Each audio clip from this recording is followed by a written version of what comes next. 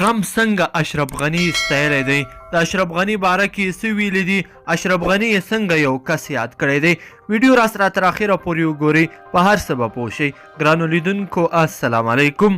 د امریکا ولسمشر ډونالډ ټرمپ افغانستان د خپل وروستي سفر بریالی بللی او ویلي دي خوشحاله شو چې د ولسمشر غني په څیر عالي انسان سره یې ولیدل. ښاغلي ټرمپ تیره ورځ ناوخته په برطانیه کې د ناټو سرمشریزې ته له روانېدو وړاندې خبریالانو ته وویل له ولسمشر غني سره له لیدنې او افغانستان ته سفر څخه خوشحاله شوی دی.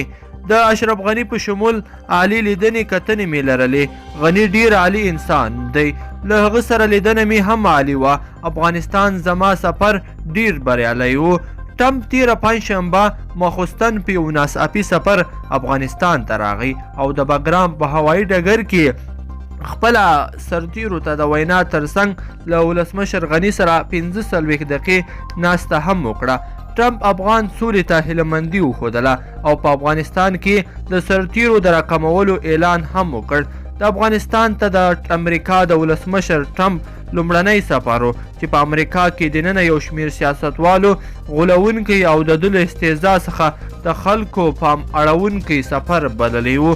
دا په داسې حال کې ده چې څو اونۍ وړاندې د امریکا د بهرنیو چارو ځانګړی استازی زلمي خلیلزاد له طالبانو سره د یو ځل بیا خبرو کولو خبر ورکړی و چې هغه خبرې غیر رسمي وي. کله چې ډونالډ ټرمپ کابل ته په دغه سفر کې راغی نو کابل کې اعلان وکړ چې د طالبانو سره په داسې یو موافقي کار روان دی چې له مخې په افغانستان کې اوربند قایم شي. او ټرمپ له دې نه مخکې هم دغه طالبانو سره دغه 9 میاشتنۍ مذاکرات چې د زلمي خلیلزاد و مشرۍ تر دې دمه رارسېدلې وي پای ته ورسولې. دا په دې خاطر چې په کابل کې د امریکا یو پوځي مړ شوی و، په دې خاطر هلته دا خبرې ودرولې.